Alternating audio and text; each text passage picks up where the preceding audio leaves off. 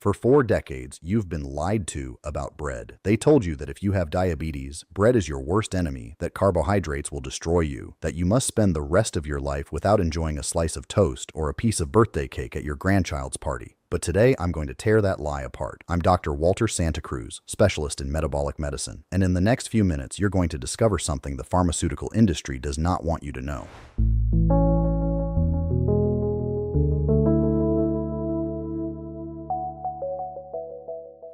Something so simple it almost sounds ridiculous, yet so powerful it can reverse your type 2 diabetes without expensive medications. Want to know what it is? The sequence in which you eat your food.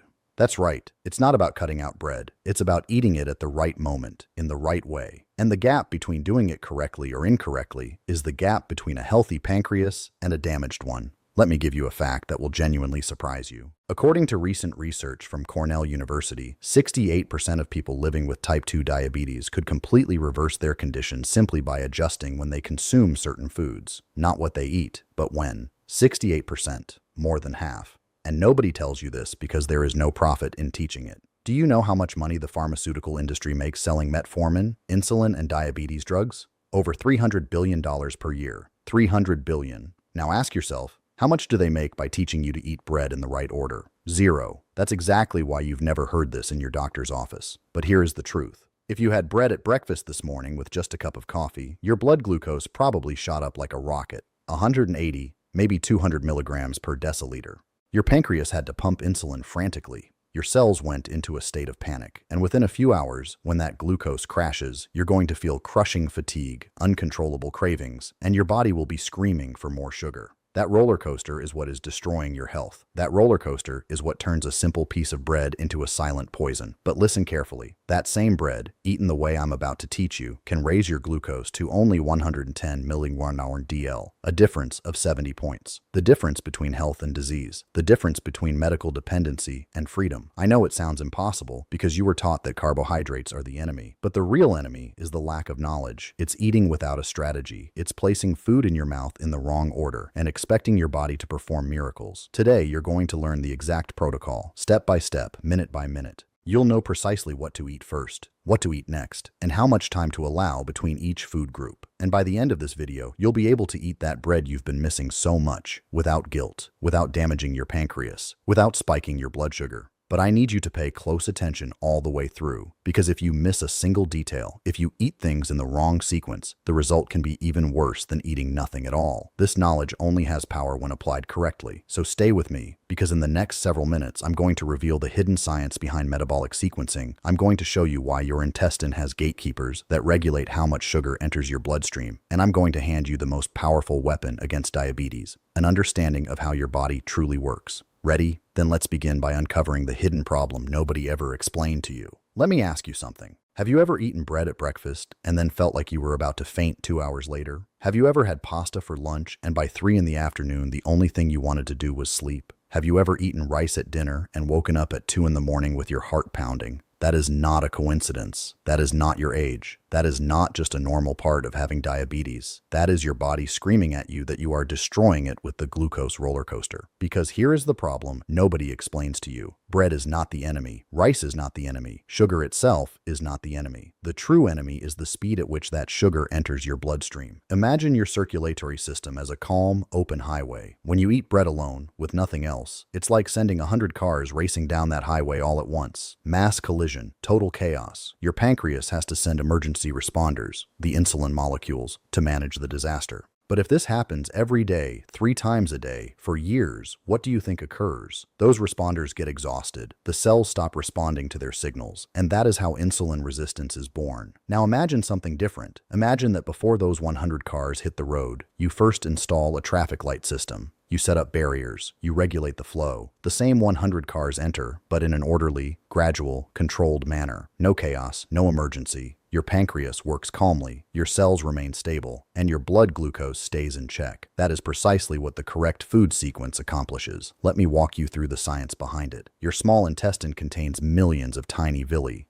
microscopic projections that absorb nutrients. When you eat bread alone, those simple carbohydrates pass directly into your bloodstream within minutes. 15 to 20 minutes at most. Your glucose explodes, but when you eat vegetables first, something remarkable happens. The fiber in those vegetables forms a protective coating along the walls of your intestine. It's like laying down a mesh, a net that captures and slows down the carbohydrates that will come afterward. Scientists refer to this as the fiber barrier effect. And here is where it gets extraordinary. Researchers at Cornell University conducted a straightforward but powerful experiment. They took two groups of people. Both groups consumed the exact same meal: salad, chicken, and rice. Same quantities, same calories. The only variable was the order. The first group ate everything together, as most people normally do. The second group ate the salad first, waited 10 minutes, then ate the chicken, waited another 10 minutes, and finally had the rice. The results: the first group had glucose peaks reaching 190 milliliter more DL. The second group, eating the exact same food, barely reached 115, a difference of 75 points, simply by changing the sequence. 75 points of separation. That is the difference between a normal day and a day with vascular damage, between healthy cells and inflamed ones, between the reversal of diabetes and its progression. And here is what your doctor isn't telling you. Every time your glucose climbs above 140 mean del, your blood vessel walls sustain micro tears. Picture sandpaper grinding against the inside of your arteries. That happens every time you eat the wrong way, and over time those micro tears become plaques, blockages, heart attacks, and strokes. But there's more. When your glucose swings violently up and down, your brain enters survival mode. It triggers cravings, convinces you that you urgently need sugar, and you fall into a vicious cycle. You eat bread, your sugar spikes, it crashes, you're hungry again, you eat more bread, over and over until your pancreas finally says enough. Now listen closely. The industry sold you the lie that you need to eliminate carbohydrates entirely. Endless ketogenic diets. No bread, no rice, no pasta, and at first it seems to work. You lose weight, your glucose drops. But what happens at 6 months, at 2 years? Your metabolism slows down, your thyroid suffers, your hormones spiral out of balance, and the moment you reintroduce carbohydrates, your body converts them into fat with terrifying efficiency. Because here is the truth: your body needs carbohydrates, your brain runs on glucose, your muscles depend on glycogen. The answer was never to eliminate them. The answer is to tame them, to control them, to consume them at the right moment after you've prepared your body to receive them. And that is exactly what I'm going to teach you right now. Now we get to the most important part. We're going to the pure science that is going to change your life permanently, because once you understand how your body truly functions, you will never eat the same way again. Your small intestine is not simply a tube that processes food. It is a sophisticated chemical laboratory with security systems specifically designed to protect you. The problem is that nobody ever taught you how to activate those systems. But that changes today. There are 3 metabolic shields, 3 natural barriers your body uses to regulate how much glucose enters your bloodstream and how quickly. If you activate these 3 shields in the correct sequence, you can eat bread, pasta, even the occasional sweet, without undermining your health. The first shield is vegetable fiber. When you eat raw or lightly steamed vegetables first, before anything else, the fiber in those vegetables does something extraordinary. It expands in your stomach and forms a viscous mesh, a type of gel that coats the walls of your small intestine. Scientists call this the soluble fiber matrix. This mesh acts as a physical barrier. When carbohydrates arrive later, they cannot pass through directly. They must first navigate that barrier, and that slows down glucose absorption by 40 to 60%. 40 to 60% slower. That means instead of a sharp spike within 15 minutes, you get a gentle, controlled rise over 45 minutes. Think of it like a sponge in a sink. Pour water directly, and it drains in seconds. But place a sponge first, and the water is absorbed slowly, at a controlled rate. Your vegetables are that metabolic sponge. The second shield is protein. When you consume protein after the vegetables but before the carbohydrates, you activate a mechanism called gastric emptying delay. Your stomach has a valve at its lower end called the pylorus. When it detects protein, that valve partially closes. Why? Because your body knows protein requires more time to break down. It needs hydrochloric acid, pepsin, an entire arsenal of digestive enzymes. So your stomach signals, take it slow.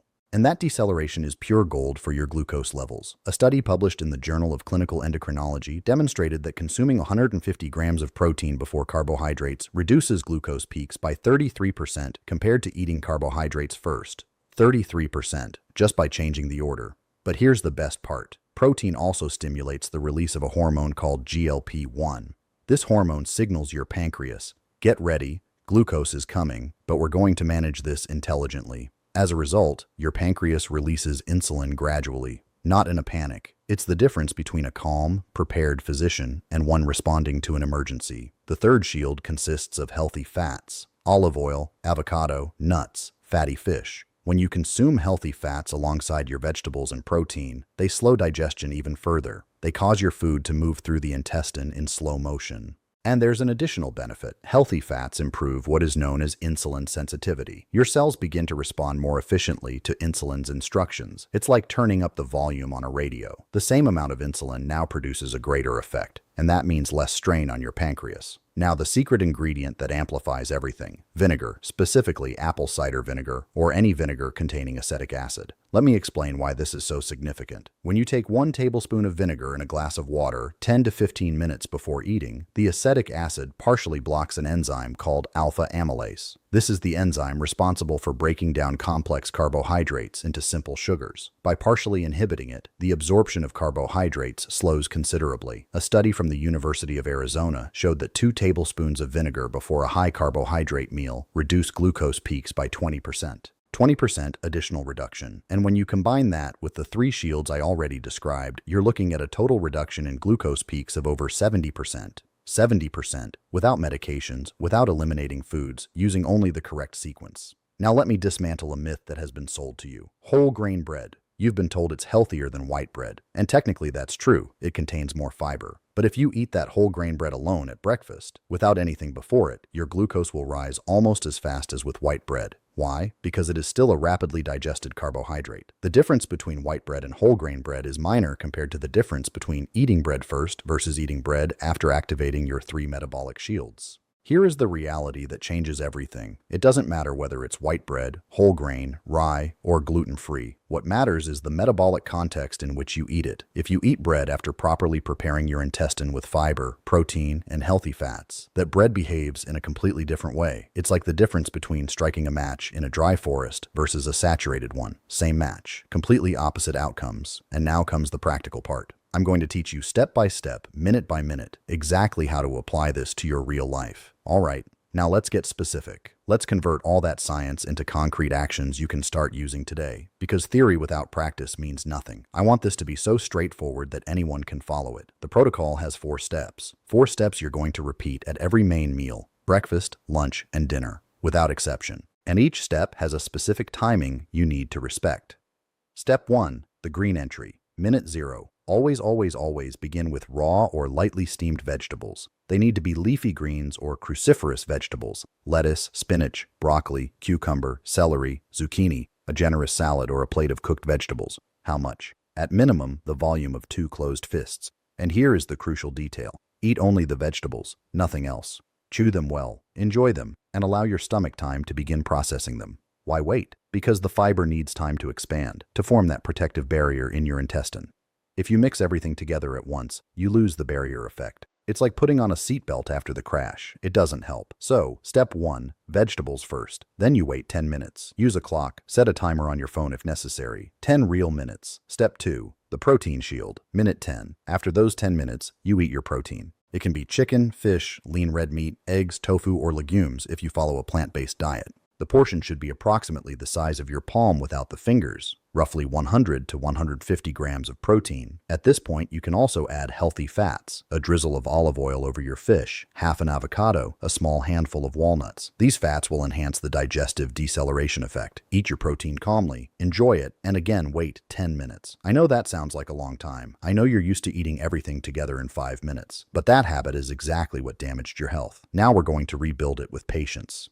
Step 3, the tamed carbohydrate, minute 20. Now is when you eat your bread, pasta, rice, or potato, whatever you've been craving. But now, after 20 minutes of metabolic preparation, that carbohydrate is going to behave in a completely different way. Your intestine already has the fiber barrier activated. Your stomach is working at a slower pace because of the protein. Your insulin response has been primed by the GLP-1 signal. Your entire digestive system is ready to handle those carbohydrates without panic. How much can you eat? A reasonable portion. If it's bread, 2 slices. If it's rice, 1 cooked cup. If it's pasta, a portion the size of your fist. You don't need to overindulge, but you also don't need to deprive yourself. And here is something wonderful that will happen. You'll likely find that after eating the vegetables and protein, you're already fairly satisfied. Your body is content, so naturally you eat fewer carbohydrates. Without willpower, without suffering, simply because of intelligent biology. Step 4, the vinegar trick, 15 minutes before you begin. This step is optional but strongly recommended. 15 minutes before your meal, drink a glass of water with 1 tablespoon of apple cider vinegar. Regular white vinegar also works if that's what you have. The important component is the acetic acid. If the taste is too sharp, add a squeeze of lemon or a pinch of stevia, but drink it. That vinegar will pre-activate the alpha amylase reduction, and your blood glucose will thank you for it. Now let me give you real examples for each meal of the day. A perfect breakfast, 15 minutes before your water with vinegar. Then start with sliced tomato and cucumber or sautéed spinach with garlic. Wait 10 minutes. Then eat 2 scrambled eggs with avocado. Wait another 10 minutes. Finally, 2 slices of toast with a small amount of butter or cheese. The entire process takes 35 minutes, but your glucose won't exceed 110. A perfect lunch, water with vinegar, a large salad with lettuce, grated carrots, and broccoli.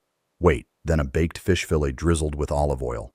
Wait again. And finally, your pasta with homemade tomato sauce. Simple, delicious, and metabolically sound. A perfect dinner, same protocol. Vegetable soup first, then grilled chicken, and finally a small whole grain roll if you'd like. What if you're at a restaurant? Easy. Order a salad as a starter. Eat it completely before the main course arrives. When your plate comes, eat the protein and any vegetables on it first, and leave the rice or potatoes for last. The servers will think you have excellent table manners. Your pancreas will know you're making a very smart decision. And if you're pressed for time, at the very least respect the sequence. Even if you reduce the intervals to 5 minutes between each group, something is always better than nothing. But ideally, give your body the time it genuinely needs. This protocol is not a diet. It is a strategy. It means using science to your advantage. And it works because it operates in alignment with your biology, not against it. Now that you know the correct protocol, I need to warn you about the mistakes that can undermine everything. I have seen people learn this method, try it, and fail miserably. Not because the approach doesn't work, but because they make avoidable errors that completely sabotage their results.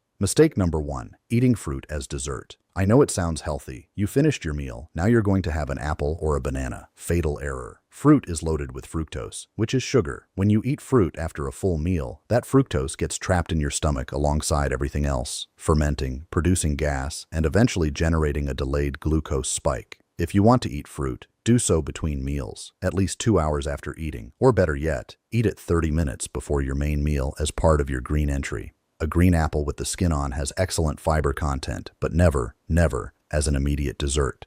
Mistake number 2, drinking juice with meals. Orange juice, apple juice, any freshly squeezed juice.